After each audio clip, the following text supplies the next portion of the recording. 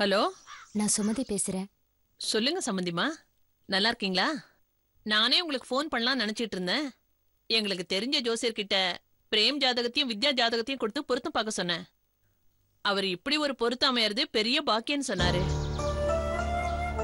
அடுத்த வாரம் வெள்ளிக்கிழமை நாள் நல்லா இருக்குன்னு ஜோசியர் சொன்னாரு. அன்னைக்கே நிச்சயதார்த்தத்தை வச்சுக்கலாம்.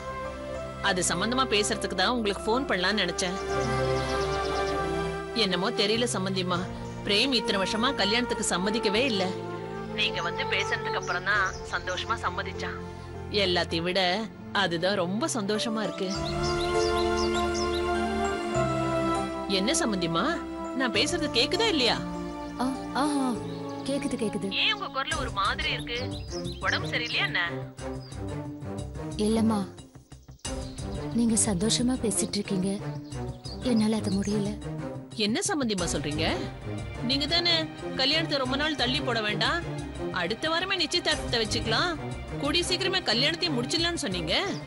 சொன்னம்மா, ஆனா அந்த சந்தோஷத்தை கடவுள் ரொம்ப நேரத்துக்கு நீடிக்க விடல.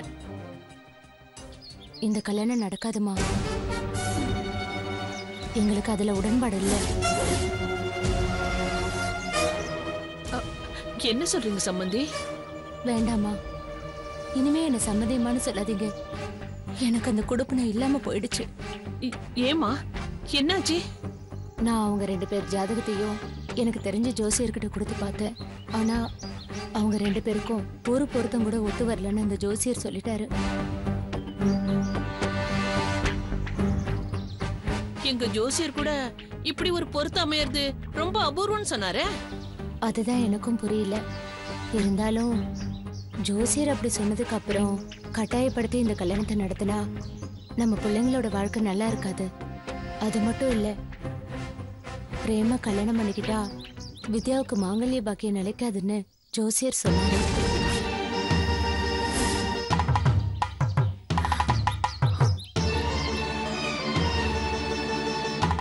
நீங்க ஏன் இப்படி சொல்றீங்கன்னு எனக்கு தெரியல. ஆனா என் புள்ள ஜாதகத்தை பத்தி எனக்கு தெரியும். அவனுக்கு ஆயுஸ் கெட்டிமா. பிரேம் 100 வயசு வரைக்கும் நல்லா வாழணுமா, அதான் என்னோட ஆசையும். என் பொண்ணை கட்டிக்கிறதுனால அந்த ஆயுசுக்கு ஒரு பங்கம் வருதுன்னா அதை எப்படி நான் சம்மதிக்க முடியும்? அதுக்கு தான் சொல்றேன்.